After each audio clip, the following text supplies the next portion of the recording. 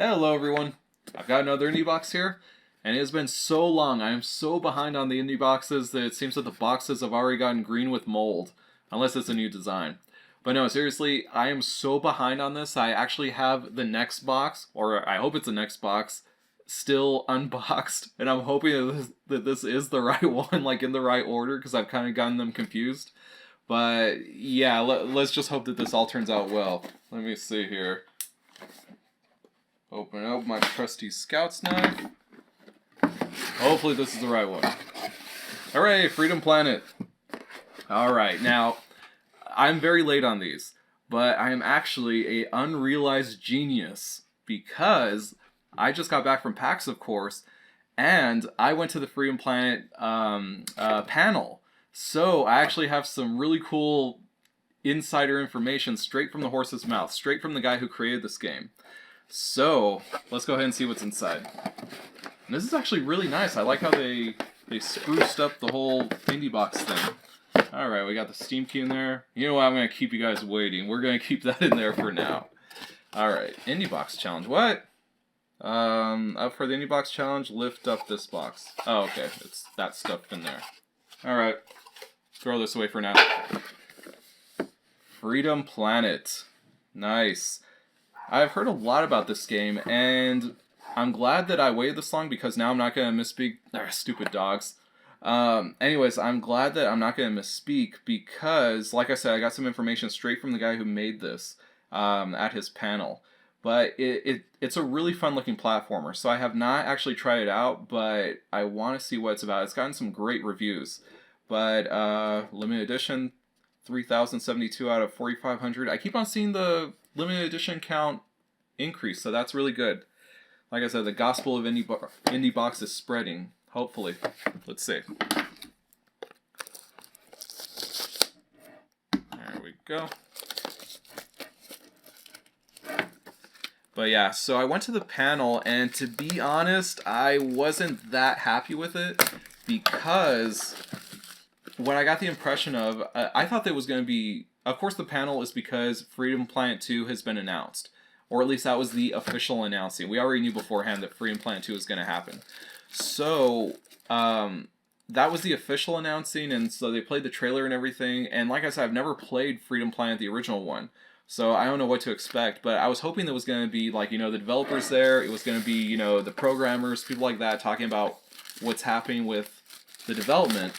But instead, the reason why I didn't like it that much is because it was more about voice actors. In fact, it was just the creator and like 5 different voice actors there. So I kind of feel like it wasn't what I thought it was going to be. And I hope that the sequel isn't focused on voice acting because at least one friend told me that the voice acting is not very good in this one. And but thankfully, he told me that there is a way that you can take the voice acting off by playing in classic mode. So hopefully I could do that here because, to be honest, I don't like voice acting in games. I think that it's almost always universally terrible. And another bad thing about the panel is that it seemed to be very anime focused. It seemed that like the fans and everyone in there were like getting giddy about any type of anime reference or anime humor that was brought up. And I am just a fish out of water there because yes, I know that I'm into the giant monster in the rubber suit type of film genre, but I love Ultraman and all that sort of thing. But for some reason, anime just doesn't click with me. There are some anime movies that I like, a few of them. Akira. What is that other one? It's one of my favorites. I'm killing myself here thinking about it. It's like Akira, Grave of the Fireflies. I'm gonna think of that next one. Give me a second. But it seems that all the anime that I like, real big anime fans don't like them. So there is some disconnect there. But let's start reaching in this and seeing what's inside. What? A kangaroo scrotum? Nah, it's some leather pouch. Freedom Planet. Kingdom Stone. Okay. Let's see what's in here. It's like a marble. Yeah, it is like a marble. To be honest, this doesn't seem like it's good quality. I hope that is supposed to be there. That you guys see how there's like this, like crack or some blemish like going along there, but it's not on the other side, so I'm hoping it's supposed to be like that. Oh well. Putting this away, and let's see what else is here. Next, we pull out the instruction manual. There we go. So yeah, it was all the voice actors for this that were there, including the announcer and everybody like that. And yeah, it was pretty interesting. But like I said, it was all about voice acting, and I have no interest in that. I didn't know who any of those people were. I didn't know their characters, and they do seem like pretty good characters. But I mean, look at this. It's all just typical anime stuff. And I don't seem to like the cartoonish this sort of anime. I don't seem to like the anime where, you know, they're shooting laser beams out of the palms of their hands or something. But I seem to like the more realistic type of anime. Like I said, Grave of the Fireflies, or what is that other one? Damn it, give me a second. The Skycrawlers, that's what it's called. But yeah, so I was a huge fan of that anime series, and well, it wasn't a series, it was a movie, but it also has like its own manga and all that sort of thing. But yeah, I was a big fan of that, but it seems that anime fans absolutely detest that movie. They absolutely hate it. But I think that it's really good. And what's this? Kingdom Stone Leather Pouch. Okay, that's what that was, obviously. Cool. What else is in the Indiebox? And you know what? When I was at the panel, the guy, he was... Here's the game itself. Not sure how to open your USB. The guy who was the creator, they actually asked him about the Indiebox. Hey, a wallet. Nice.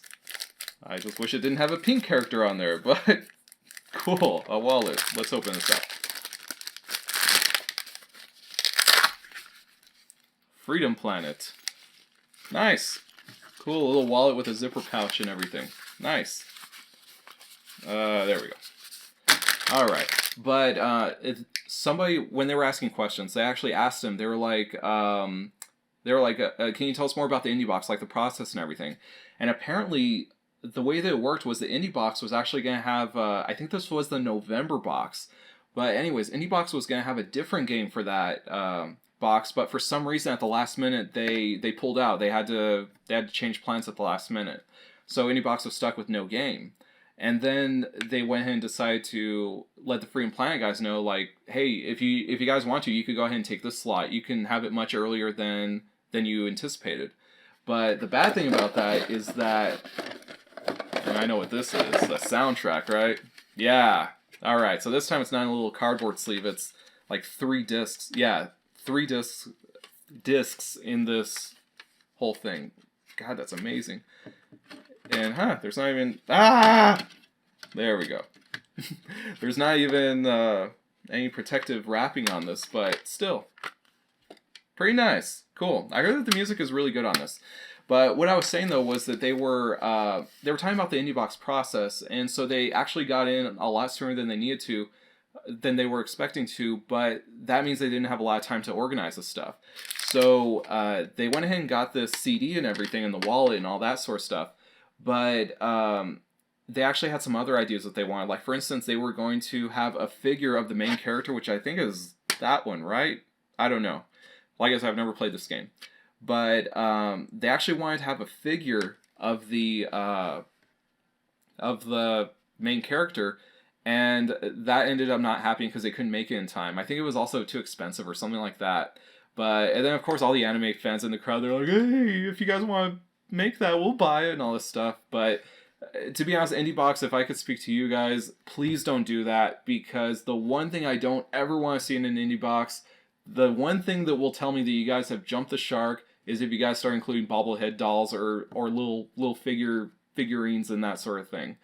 I don't want shelf candy. I like stuff like this where it's an actual wallet that if I wanted to, if I felt so inclined, I could actually use it. But you see, these things actually have purpose.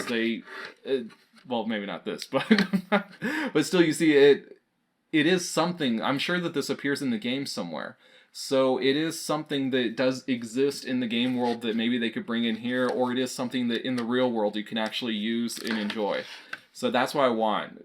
Bobblehead figures, does a bobblehead exist in the game? No. You see, like for Fallout, that makes sense. bobblehead figures are in the Fallout universe. But it doesn't make sense for me to collect those in an indie box because it has no practical value sitting on my shelf, and it's not in the game itself. So there you go. Don't ever do that, please. Let's see what else is in here. Getting towards the end of it. Stickers. Yay. What else is in here? There's something in here. Ah, a coin. Freedom Planet +5. Oh, this guy, he's the mayor. Yeah, that voice actor, he was there in the panel. I actually got a picture with him. And, but yeah, so this thing, that's the only thing that worries me that is just so anime-centric. I mean, the crowd was going nuts for any sort of anime reference, and I just don't get anime humor. I'm sorry, but my brain just isn't wired like that. And yeah, Indiebox sticker. Cool. Alrighty, guys. Let's see what that code is. And to the one person... sorry. To the person who gets that, please let us know what you thought about the game. Alrighty. There you go. So, what is this? Oh, this is the Indiebox challenge. Play Complete Glacier Stage 8. Oh, this is probably like way past its due date. Yeah. Winner will be announced December 10th, 2015. We're already in 2016, so yep, that's one of the consequences of being so late. But one other thing that I should tell you... those stupid dogs. I hate my landlord's dogs. There's these little yappity, little chihuahua half-breed thingamajigs. I don't know what the hell they're called. But yeah, one of the things I also wanted to say is that it looks like it's a Sonic game. Well, to me, it just looks like a platformer. But a lot of people were always saying that this was originally supposed to be a Sonic clone or a Sonic fan game or something like that. But I heard from the creator himself, they did ask that at the panel in the Q&A. And somebody asked, they were like, hey, can you elaborate what was up with the whole, Sonic fan game thing going on? I hate those dogs. I thought Mackie made a lot of disturbances.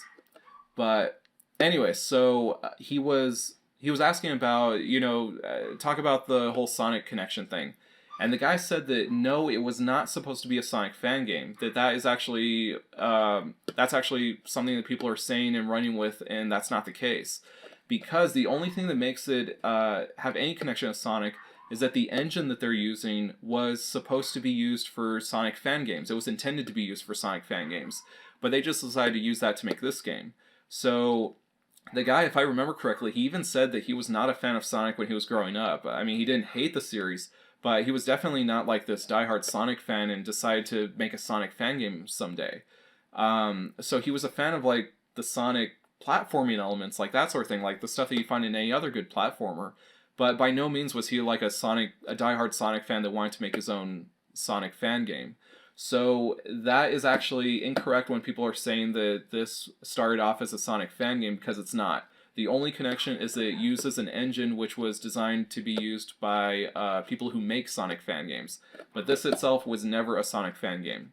But yeah, so that's what he told us. I heard it straight from the guy, so take that as it is, but I'm right. At the end of the day, I'm right. Because that guy told us. But yeah, let's figure out what's going on with this game. Let's see if I hate it or not. Alright, now that I've played this, I don't blame you guys if you thought it was a Sonic fan game. It plays almost exactly like a Sonic game. And I'm not talking out of my ass because I've actually played Sonic 1 and 2. And I've never been a big fan of the Sonic series, but if you are, you're gonna love this one. In my opinion, Freedom Planet is a lot better than Sonic. The levels have a little bit more of an exploration element to them, whereas in Sonic it just kind of felt like you were trying to get from point A to point B as quickly as possible. But the best improvement I found in Freedom Planet is that you can actually attack. And yes, I know, with Sonic you could do that too. But the attack system was so terrible in Sonic, you always had to be in the ball form and you didn't even know if you would get damaged if you tried to attack. In Freedom Planet I like it that you have a dedicated attack system, and I think that's much more fair. Each character has their own move sets, they have like special little moves that they could pull off. And my favorite is the main character's special move. I think the main character is Lilac, right? The purple one? Anyways, this character has a move where they could just shoot across the screen, and that move should be in every platformer. I love it, it's a great way to get around. It reminds me of a move that you could pull off on Rocket Knight Adventures. And that's not the only special move that reminds me of another game. Another character has a motorcycle that they can ride, And the first time I ever got that motorcycle, it instantly reminded me of Alex Kidd in Miracle World. That game is great, so if this is a nod to it, then that's pretty cool. Overall, Freedom Planet is a really good game. I do have a few complaints, but by all means do not think that I'm saying this is a bad game. A lot of my problems with it are very minor. One of the big things though is that the view is way too zoomed in. And because you can't see everything, you can't react when you're moving quickly. And that also makes it easy to get lost because you don't have a really good perspective of the whole level, and because of that, everything looks the same. And it should be no surprise that that's actually a complaint that I have with the original Sonic series as well. So like I said earlier, for those of you who like Sonic, you're still going to like this game. Don't even listen to my complaints because you probably won't even notice those problems. But from my point of view, they took the good of Sonic along with the bad. In my mind, it is a flaw, sometimes it could feel unfair, and I just don't like a game where sometimes the difficulty is just based on a gameplay flaw. And that really became a big problem in some of the boss battles. This game gets a lot of accolades for the music, and I gotta say it's pretty good. For someone like me who doesn't really pay attention to video game music, the fact that I even noticed it is a good sign. The voice acting, on the other hand, is terrible. I'm sorry guys, I know you take a lot of pride in your voice actors, but I just could not stand the voice acting in this. But I won't take off points for that because you guys did include classic mode, so thankfully I don't have to deal with that. In addition to being cringy most of the time, the voice acting just takes me out of the moment. The game is obviously trying to imitate the 16-bit era. And I grew up around that time and there just wasn't any voice acting. A lot of it was because of the technological limitations at the time. And when we did have voice acting, it was kind of like Earthworm Jim where it's very digitized. It sounds almost robotic. So when you hear the realistic voice acting in this game, it no longer feels 16-bit. But again, thankfully they have that classic mode, so I'm covered. I don't have to deal with that. But I wish they had just not used it at all because without it, it's one of the most faithful retro games I've ever played. It really feels like something that could have come out back then. And that proves a point to myself because I remember back when I played Rocket Knight Adventures, I thought this game is so good that if they released it today in the modern indie gaming scene, it would still be able to hold its own. And Freedom Planet's success is proof that that's true, because it's a game in the same mold and it's been very well received. So yeah, this game is great. I highly recommend it to anyone.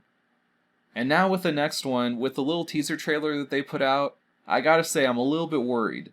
To my knowledge, we haven't seen any gameplay yet, at least I haven't, but it looks like they're probably ditching the 16-bit aesthetics. It's going to be interesting to watch this one and see if it has the same success as the original. I really don't know, I don't have a leg in that race, but it's going to be interesting to see how they progress because it is kind of like how they progressed back then too. Some franchises had a lot of success transitioning from 16-bit onwards, and a lot more didn't. So I'm really eager to find out more about the sequel. But that's all I have for today. Thanks for watching guys, I'll see you next time.